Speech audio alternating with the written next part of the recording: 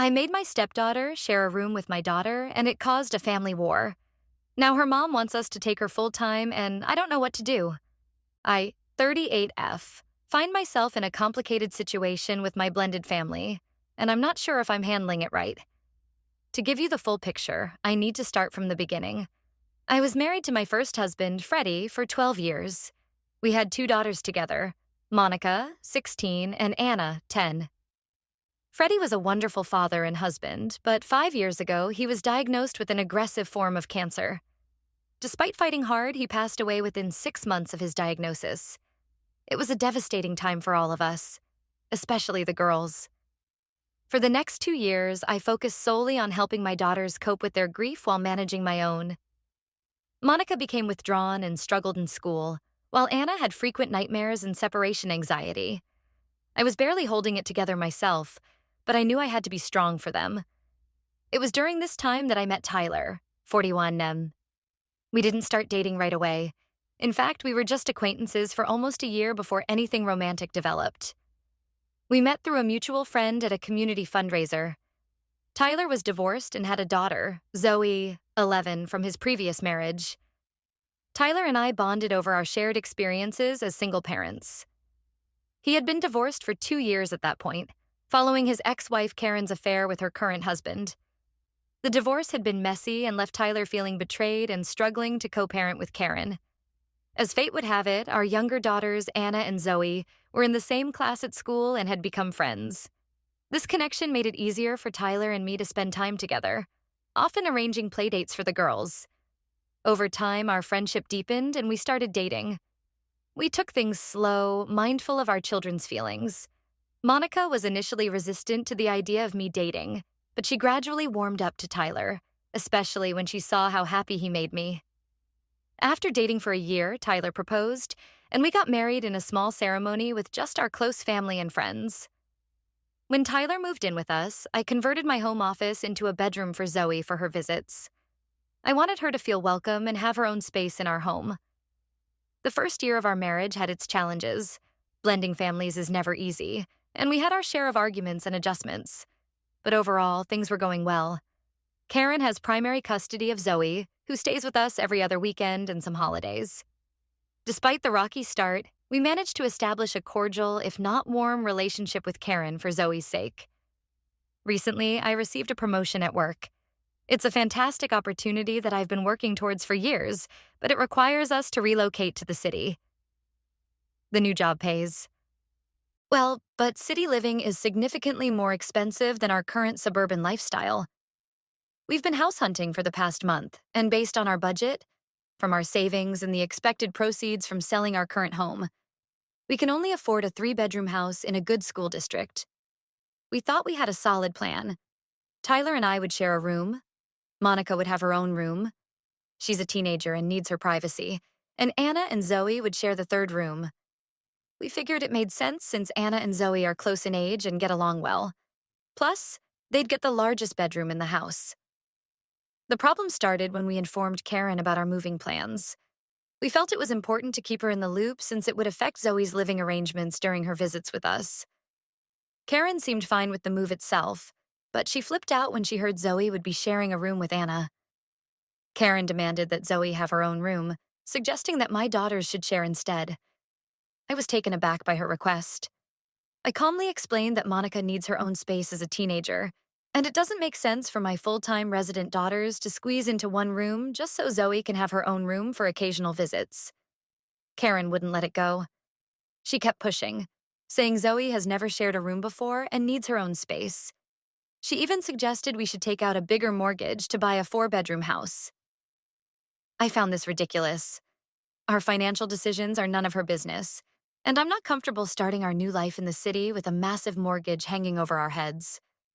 The argument escalated, and I finally snapped. I told Karen she was being unreasonable and that Zoe wasn't being treated unfairly. I pointed out that Zoe and Anna are friends, and sharing a room would be fun for them. I also mentioned that we're not making Zoe sleep on the couch or with a much older child. She'll have half of the largest bedroom in the house. Tyler backed me up during the argument, but later said I might have been too harsh. He understands why I reacted that way, but is worried about future co-parenting difficulties with Karen. This has been a recurring theme in our marriage, balancing our family's needs with maintaining a workable relationship with Karen for Zoe's sake. I'm starting to second-guess myself. Am I being unfair to Zoe? Should we stretch our finances to get a bigger place? Or is Karen overstepping? I don't want to be the evil stepmother, but I also need to prioritize my own children who live with us full-time. To add more context, Tyler and Karen's divorce was particularly messy. Karen's affair came to light when Zoe was just 6 years old. Tyler was devastated, and the ensuing custody battle was bitter. They eventually settled on Karen having primary custody, with Tyler getting every other weekend and split holidays. There's still a lot of tension between them, which I suspect is influencing this situation. As for our current living arrangement, Zoe seems happy when she visits. She and Anna often have sleepovers in each other's rooms anyway. Monica is protective of both younger girls and often helps them with homework or plays games with them. We've worked hard to make our home a safe and loving environment for all 3 girls. I've always tried to make Zoe feel welcome. I include her in family photos, celebrate her achievements, and make sure she has her favorite snacks when she visits. Tyler and I have even taken all 3 girls on vacations together. Last summer, we rented a beach house, and it was one of the best weeks we've had as a family. Seeing all 3 girls building sandcastles together and laughing in the waves made all the challenges of blending our families worth it. I'm worried this room situation might undo all the progress we've made. But I also can't ignore the practical realities of our situation. We can't afford a bigger house without significant financial strain, which could impact all of our children in the long run. We'd have to cut back on extracurricular activities, family vacations, and possibly even start dipping into the girls' college funds. This move is supposed to be a positive step for our family. The new job will allow me to provide better for all 3 girls, and the city offers so many opportunities for them. There are great schools, museums, theaters, and diverse communities that I believe will enrich their lives. I don't want this room issue to overshadow all the potential benefits of the move. Am I the asshole for insisting on this room arrangement?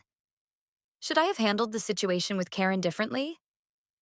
I'm torn between wanting to make everyone happy and being practical about our situation. Any advice would be appreciated. Update 1. Thank you all for your responses to my original post. I've read through every comment, and I appreciate the different perspectives you've shared. A lot has happened since I last wrote, so I wanted to give you an update on our situation. First, Tyler and I had a long, honest talk about the whole situation. We agreed that while Karen's demands were unreasonable, we needed to find a solution that would make Zoe feel at home in our new house. We realized that in our attempt to be practical, we might have overlooked the emotional aspects of this move for Zoe. We decided to involve all 3 girls in the decision-making process. We felt it was important to hear their thoughts and feelings directly, rather than just deciding for them. So we sat down with Monica, Anna, and Zoe, when she was visiting, and explained the situation. We asked for their input on how to make the shared room work best for Anna and Zoe.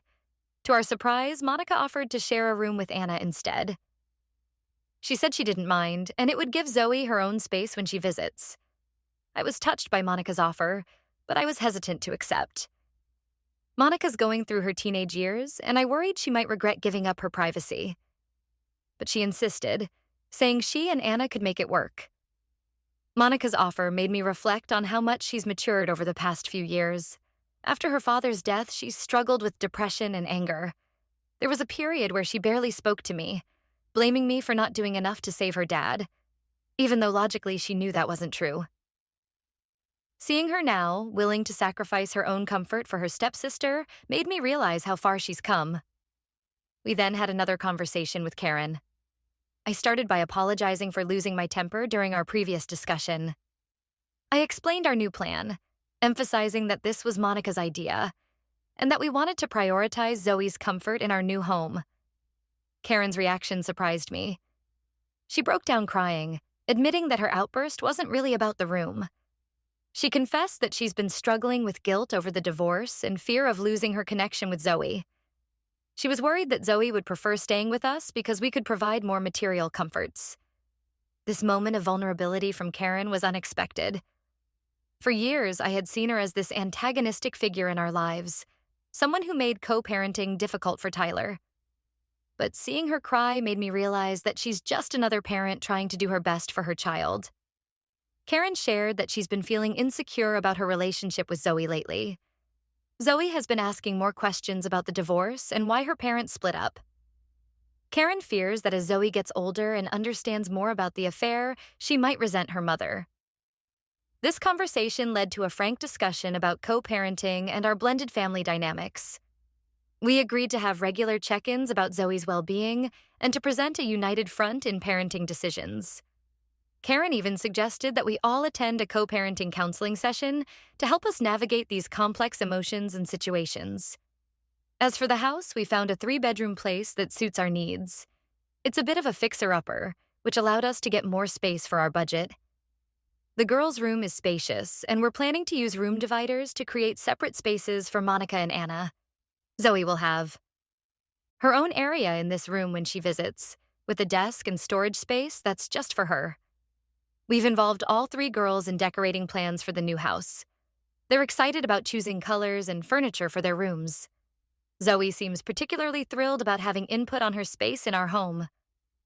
Last weekend, all 3 girls spent hours looking through home decor magazines, cutting out pictures of things they liked for their room. It was heartwarming to see them working together and compromising on their choices. This situation has been a learning experience for all of us. It's shown me the importance of open communication and flexibility in blended families. I'm grateful for Monica's maturity and kindness, and I'm cautiously optimistic about our improved relationship with Karen. There's still work to be done, of course. We're in the process of renovating the new house, which has its own set of challenges. Tyler and I have had a few arguments about budget and design choices, but we're working through them. The girls are excited about the move, but also nervous about starting at new schools. Zoe, in particular, has expressed some anxiety about the change. She's worried about making new friends and fitting in at her new school during her visits with us. We're looking into some activities or clubs she could join to help her feel more connected to the new community. As for Karen, we're taking small steps to improve our co-parenting relationship. We've set up a shared online calendar to keep track of Zoe's activities and visitation schedule. We're also planning to meet for coffee next week, just the 2 of us, to discuss how we can better support Zoe through this transition. There's still a long road ahead, but I feel we're moving in the right direction. Thank you all again for your advice and support. It really helped me gain perspective on the situation. Update 2. It's been a few months since we moved into our new house, and I wanted to share how things have been going. There have been some unexpected challenges, but also some pleasant surprises. The room sharing situation has had its ups and downs. Monica and Anna have mostly adjusted well to sharing a room. They've developed a system for giving each other privacy when needed. Monica has been amazing, often giving Anna the room to herself when she has friends over. However, there have been a few sibling squabbles, usually over mess or noise levels. We're working on establishing some ground rules to help them coexist more harmoniously. Zoe's visits have been going smoothly for the most part. She loves her designated space in the girls' room and has been excited to decorate it. We've noticed she's been asking to spend more time with us, which has been great for her relationship with Tyler. Last month, she asked to stay an extra day after her weekend visit so she could attend a school science fair with Anna. It was a small thing, but it meant a lot to both girls. However, we hit a bump in the road a few weeks ago. Karen called us, upset because Zoe had been talking nonstop about our house and how much fun she has here. Karen felt threatened and accused us of trying to buy Zoe's affection. She brought up old grievances, like the time Tyler forgot to tell her about Zoe's dentist appointment, and used them as evidence that we were trying to push her out of Zoe's life. This led to another tense conversation. Tyler stepped in this time, reminding Karen that this isn't a competition. He emphasized that Zoe loving our home doesn't mean she loves Karen or her home any less. It was a difficult conversation, with a lot of old hurts and insecurities coming to the surface. To address Karen's concerns, we suggested having a family day once a month where all of us, including Karen and her husband, do something together with the kids. Our first outing was to a local park for a picnic and games. It was awkward at first. Monica was sullen and barely spoke. Anna was overly energetic from nervousness, and Zoe seemed confused about how to act with all her parents in one place. Karen and her husband were polite but distant, but as the day went on, things started to relax. We played a game of frisbee that got everyone laughing, and by the end of the day, we were all enjoying ice cream and making plans for the next outing. It wasn't perfect, but it was a start. This experience made me realize how deep the insecurities in blended families can run. It's not just about rooms or houses, but about belonging and love. We're all learning to navigate these complex emotions together. On a lighter note, the girls have started a fun tradition. Every time Zoe visits, they rearrange the furniture in their room for a new adventure. Last time, they turned the room into a space station, complete with a blanket fort airlock and glow-in-the-dark stars on the ceiling. It's heartwarming to see them bonding and making the best of the situation. The move has brought some challenges for the girls at school. Monica has struggled to make close friends, missing her old group from our previous town. Anna has adapted more easily, but has been having some trouble with math at her new school. Zoe, who only attends the local school during her visits with us, has found it hard to feel fully part of the class. We're working with all 3 girls and their teachers to help them adjust. As for Tyler and me, this experience has brought us closer in many ways. We've had to present a united front and make tough decisions together. It's strengthened our relationship and our commitment to making this blended family work. But it's also added stress. We've had more arguments lately, usually about parenting decisions or how to handle situations with Karen. We're considering couples counseling to help us communicate better and manage the stress of our complex family dynamics. There's still a long road ahead, but I'm proud of how far we've come. The house feels more like a home every day, filled with laughter, occasional arguments, and a whole lot of love. We're taking it one day at a time, trying to balance everyone's needs and create a loving, stable environment for all 3 girls. Update 3. It's been almost a year since we moved, and I have some significant updates to share. Our family life has taken some unexpected turns, bringing both challenges and moments of joy. First, the good news. Our blended family dynamics have improved tremendously. The monthly family days with Karen and her husband have become a highlight for everyone, especially the kids.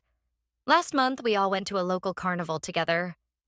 Seeing all 3 girls laughing on the Ferris wheel, with both sets of parents waving from below, was a moment I'll cherish forever. It's fostered a sense of extended family that I never thought possible given our history. Zoe has been spending more time with us, often staying for a full week during school breaks. This has allowed her to feel more integrated into our daily life and the local community. She's joined a local soccer team, which practices twice a week after school. On the weeks she's with us, Tyler and I take turns driving her to practice. It's been great to see her making friends outside of school and growing more confident. Monica and Anna have been incredible, always making sure Zoe feels included. They've formed a tight sister bond that warms my heart. Last week, I overheard them planning a surprise birthday party for Zoe. They were debating whether to have a unicorn or space theme, and it struck me how far we've come as a family. The room-sharing situation has stabilized. Monica and Anna have their occasional squabbles, but they've learned to compromise and respect each other's space. They've even started a tradition of sister movie nights every Friday, alternating who gets to pick the movie. Now, for the challenging part. About 2 months ago, Karen approached us with an unexpected request. She and her husband are relocating for work and asked if Zoe could live with us full-time for the next year while they get settled in their new city. This would mean Karen would have Zoe on some weekends and holidays, essentially reversing the current custody arrangement. This request has thrown us for a loop. On one hand, we're touched by Karen's trust in us and excited about having Zoe around more. It's a testament to how far we've come in our co-parenting relationship. On the other hand, it would mean significant changes to our living situation. We've been discussing options. One idea is to convert part of our basement into a bedroom, giving each girl her own space. However, this would be a costly renovation, and we're not sure if it's worth it for what might be a temporary arrangement. Another option is to keep the current room-sharing arrangement, but I worry about the long-term effects on the girls, especially Monica, who has been so accommodating. She's entering her junior year of high school, a crucial time for her studies, and I'm concerned about how this change might affect her. We haven't given Karen an answer yet. Tyler and I are torn. We want to do what's best for Zoe, but we also need to consider Monica and Anna's needs. Plus, there are practical considerations. Our grocery bills will increase. We'll need to adjust our work schedules for school pickups and drop offs. And we'll need to navigate the legal aspects of this custody change. I find myself back at square one, trying to balance the needs of all our children in our blended family. But this time, I feel more equipped to handle it. We've grown so much as a family unit over the past year. We're planning a family meeting this weekend to discuss this with all three girls and get their input. Their feelings and opinions will play a big role in our decision. I'm nervous about how they'll react, especially Monica. She's been so mature throughout this whole process, but this is a big ask. Tyler and I have also scheduled a meeting with Karen next week to discuss the details of her request. We want to understand the timeline better and what her long-term plans are. We also need to talk about how this might affect child support and other financial arrangements. I never imagined co-parenting could be this complex, but I'm grateful for how it's helped us all grow. Whatever we decide, I know we'll face it together as a family. There are still many uncertainties ahead, but I'm hopeful that we'll find a solution that works for everyone. As I write this, I can hear the girls laughing in the next room. They're planning their next room transformation. Apparently, it's going to be a tropical island theme complete with a pillow volcano. Despite all the challenges, moments like these remind me why we're working so hard to make this blended family succeed. I'll keep you updated on what we decide and how things unfold. Thank you all for your support throughout this journey. Your advice and encouragement have been invaluable.